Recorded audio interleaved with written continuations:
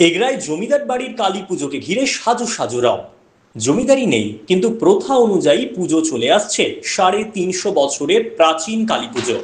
ইংরেজ শাসনকালে অবিভক্ত মেদিনীপুর জেলার পিংলার গোবর্ধনপুরের বাসিন্দা নবকুমার বসু ইংরেজদের কাছ থেকে 50টি মৌজার জমিদারি পেয়েছিলেন এবং চন্দ্রশেখরের বাড়ির কন্যাকে বিবাহ সূত্রে হলুদ তেলে এগরা 16টি মৌজার 16 আনা তালুক দানে পান। জমিদার নবকুমার বসু পিংলা থেকে মাঝে মাঝে এসে এগরার 10 নম্বর ওয়ার্ডের আকলাবাদ এলাকায় একটি খড়ের বাড়িতে বাস করতেন জমিদারি দেখাশোনার জন্য। সেই থেকেই বাসা বাড়ির নাম এই জমিদার বাড়ি।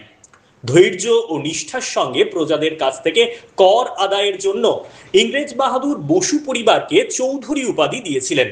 1770 সালে জমিদার নবকুমার বসু আকলাবাদ গ্রামে দেবী দক্ষিণা কালীর পুজোর সূচনা করেন এবং 16টি মৌজা থেকে মহিষ ও পাঁঠা এনে দেবীর কাছে বলি দিতেন। আজকালের বিবর্তনে সেই খড়ের বাড়ি আর নেই, জমিদারিও নেই, কিন্তু জমিদারি প্রথা মেনে মা কালীর পুজো এবং পাঁঠা ও ভেড়া বলি দেওয়া হয় প্রতি বছর। বাসা বাড়ির কালী পুজোতে লক্ষাধিক মানুষের ভিড় জমে। ভিড় সামলাতে হিমশিম খেতে হয় প্রশাসনকে। মানত পূরণের জন্য বিভিন্ন এলাকা থেকে মানুষ আসে এখানে পাঁঠা ও ভেড়া বলি দিয়ে মায়ের কাছে ভোগ নিবেদন করেন। এবছরের পুজোকে কেন্দ্র করে সাজো সাজো রব। প্রতিমা গড়ার কাজে ব্যস্ত শিল্পী। রঙিন আলোকসজ্জায় সাজতে চলেছে গোটা এলাকা। এবছর লক্ষাধিক মানুষের ভিড় জমবে, আশাবাদী জমিদার বাড়ির বংশধর নীলকমল বসু চৌধুরী। বংশ পরম্পরা এত বছর ধরে এই পুজো পরিচালিত হয়ে আসছে আপনাদের পারিবারিক এর দ্বারা। এটা কতটা কঠিন নিয়মের সঙ্গে করেন এই পুজো? আমরা যতটা পারি পৌরাণিক নিয়মে এখনো মেনে চলছি। কতটা করতে পারবো আগামী দিনে বা এখন, সেটা সবই ইচ্ছাময় মায়ের উপর নির্ভর করছে। কত বছর ধরে আপনাদের এই পুজো হয়ে আসছে? প্রায় 350 থেকে 400 বছর পুরনো পুজো। প্রথম কে এই পুজো চালু করেছিল আপনার পরিবার? নবকুমার বসু চৌধুরী। মানে আপনার সম্পর্কে কি? আমার দাদুর দাদু। তারপরে এত বছর ধরে চলছে চলছে না এ পুজো, এত বছর তার আগে থেকে আর চলছে। এটা আমরা পেয়েছিলাম দাতা চন্দ্রশেখর বংশের মেয়েকে বিয়ে করেছিলেন নবকুমার বসু চৌধুরী। ওনার গায়ে হলুদের দানে 16 আনা তালুক পেয়েছিলেন, সেই এতে আমরা করেছি। তার আগে করতেন দাতা চন্দ্রশেখর বংশধররা করতেন। এই যে জমিদারি প্রথা, সেটা কি এখনো রয়েছে আপনাদের? জমিদারি প্রথা তো সে তো 16 আনা ছিল, 16টা তালুক থেকে পাঁঠা আসতো, এখন আর ওগুলো আসে না। তো এখন নিজেদের সম্পূর্ণ খরচ দিয়ে করতে হয়। তো আগে ছিল আলাকারের জাগরি ছিল, নহবদের জাগরি ছিল, প্রত্যেকে যে যার কাজ কর্ম করতো, প্রত্যেকের জাগরি ছিল। কিন্তু এখন ওগুলো আর হয় না। এখন আমরা নিজেদের মায়ের ইচ্ছায় যতটা আর্থিক মা করতে পারি সেটুকু আমরা চেষ্টা করি মায়ের আরাধনা করি আর কি। এই যে পুজো কয়েকটা দিন, প্রচুর ভক্তের ভিড় হয়, তো সেই জায়গায় কি কি অনুষ্ঠান থাকে আপনাদের? আমাদের অনুষ্ঠান বলতে এখানে বেলুর মঠ থেকে এবছর স্বামী মহারাজ আসবেন।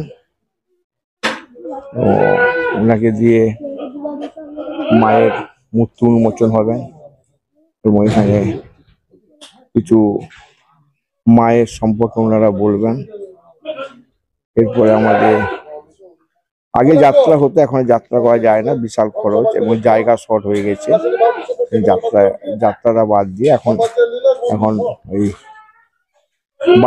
আমাদের যেমন ঝাড়গ্রাম থেকে এখন সিংবাড়িনা বলে ওরা আসে, বাড়িনার আয়োজন থাকে সারা রাত ধরে। দেখা যাচ্ছে যে আপনাদের এই পুজোটা বর্তমান দুই ভাগে ভাগ হয়ে গেছে। পুজোটা দেখা যাচ্ছে দুই ভাগে ভাগ হয়ে গেছে। হ্যাঁ, 2 ভাগে ভাগ হয়ে গেছে। ওটা যেহেতু আমাদের শরিকানি পুজো, জমিদারি প্রথা অনুযায়ী ওই সময় কিছু শরিকের গন্ডগোল ছিল বলে আমরা যে যার আলাদা ভাগ করে পুজো করছি। এবছর কত মতো বলি প্রদান হবে বলে এখানে আশা করছি 60 থেকে 70টা হবে মানে এইভাবে একটা এরকম খবর আছে পর্যন্ত। শুধু কি ছাগলের বলি না অন্যান্য? ছাগলের বলি, ভেড়ার বলি এবং চাল কুমড়া আখ দিয়ে বলি হয়। আপনার নাম? আমার নাম শ্রী নীলকমল বসু চৌধুরী। কত বছর ধরে এখানে মূর্তি গড়ার কাজ করছে? আমার বাবা আগে বানাতেন, 75 বছর মতো হয়ে গেল। 75 বছর ধরে মানে এখন বর্তমান যে প্রজন্ম যে বাপি ঘোষ তার ভাইয়েরা, তার বাবা বিয়ে হয়েছিল না, তার আগে থেকে আমার বাবা বানাচ্ছে। তাহলে কত বছর হবে? আমার বয়স প্রায় 58 বছর, তার আগে আমার বাবা বানিয়েছে। এখানে এই মূর্তি করার ক্ষেত্রে কি কি বিশেষ নিয়ম পালন করতে হয়? নিয়ম প্রচুর আছে। এক হচ্ছে এদের প্রথম নিয়ম যেটা হচ্ছে একটা শুদ্ধিকরণ হয়ে আসতে হয়।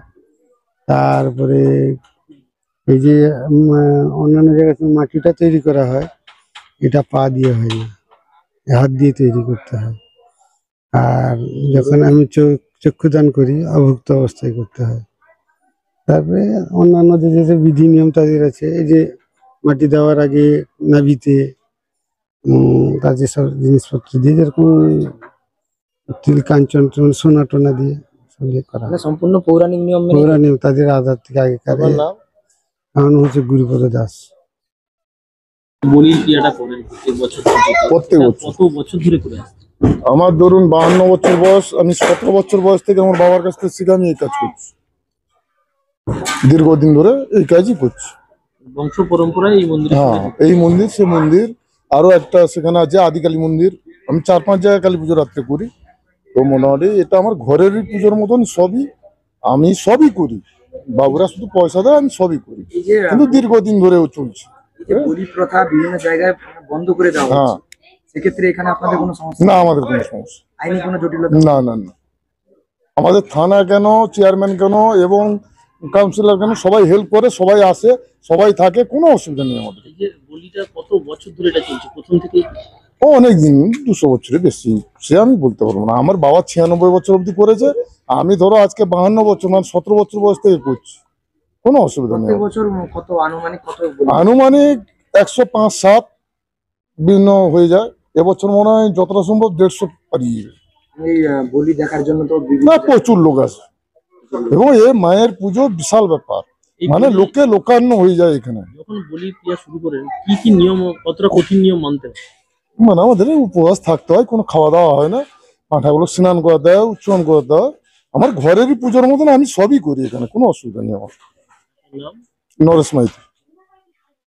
বছর ধরে এখানে এই পুজো হচ্ছে এবং কি বিশেষত্ব রয়েছে, মাহাত্ম্য কি রয়েছে? মাহাত্ম্য মানে এখানকার মাহাত্ম্য মানে মায়ের অপার করুণা।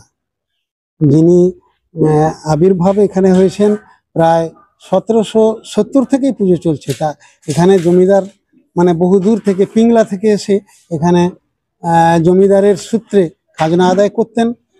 আর সেই সূত্রে এখানে মানে খড়ের ঘরেই থাকতেন বাসা তৈরি করে। তা সেই জন্য এটা বাসা বাড়ি নাম। জমিদারের নাম কি ছিল? আগে ওই জমিদারের নাম কি ছিল? জমিদারের নামটা সম্ভবত নবকুমার বসু চৌধুরী। কত বছরের পুরনো পুজো এটা? এটা প্রায় 1770 থেকে পুজো চলছে। পুজোর সূত্র কোথা থেকে? পুজোর সূত্র ওনাদের পেছনে একটা ডোবা পুকুর আছে, সেই পুকুরের পেছনে পুকুর পাড়ে নুনকুলি গাছের গোড়ায় মায়ের সৃষ্টি। তিনি বললেন যে আমার পুজো কর, স্বপ্নাদেশ হয়েছে? স্বপ্নাদেশ হয়েছিল। সেই স্বপ্নাদেশ থেকেই এই পুজো চলছে। কত সালে এই পুজোর প্রচলন? 1770 সাল থেকেই শুরু। মায়ের কি কোনো মূর্তি বা কোনো কিছু কি এখানে আবির্ভাব হয়েছিল? মায়ের মূর্তি আবির্ভাব হয়েছিল। মা স্বপ্নাদেশে বলেছিলেন যে তোমরা তো চৌধুরী পরিবার, আর অতএব এখানে তো কেউ পুজো করে না, তোমরা আমার পুজোর সৃষ্টিটা করো। সেই থেকেই বাসা বাড়িতে এই পুজোর সৃষ্টি। এবং বর্তমানে তার পরিবারের লোকেরা পুজো করে। বর্তমানে তার পরিবারের লোকেরা পুজো করছেন। এবং এখানে ছাগ বলি দিয়ে ছাগ, মেষ, কুষ্মাণ্ডব আর এই সমস্ত বলি আজও হয়। সেই পুরাতন দিনের স্মৃতি আজও বহন করে আসছেন। আপনার নাম? আমার নাম দীনবন্ধু নায়ক। আপনি এখানে কোন দায়িত্বে আছেন এই পুজোতে? আমি এখানে মোটামুটি একদিকে আমাদের ওনারা প্রতিবেশী, আর তাছাড়া এই পুজোর সঙ্গে আমি বিশেষ পরিচিত। এককালে আমার দাদু, দুজন দাদু এইখানে হন্তকারের কাজ করতেন। হন্তকারের কাজ করতেন চন্দ্র ইন্দ্র দু ভাই এখানে ছাগ, মেষ, কুষ্মাণ্ডব ওনার বলি করতেন। সেই থেকে আমাদের যাতায়াত আছে। আর এই চৌধুরী পরিবার আমাদেরকে চিরকালই ডাকেন, আমরা আসি। প্রায় এখন কি তাহলে যে বলির ক্রিয়াটা হয় সেটা কি আপনি করেন? না, এখন এই বুদ্ধদেব মাইতি এই ভদ্রলোক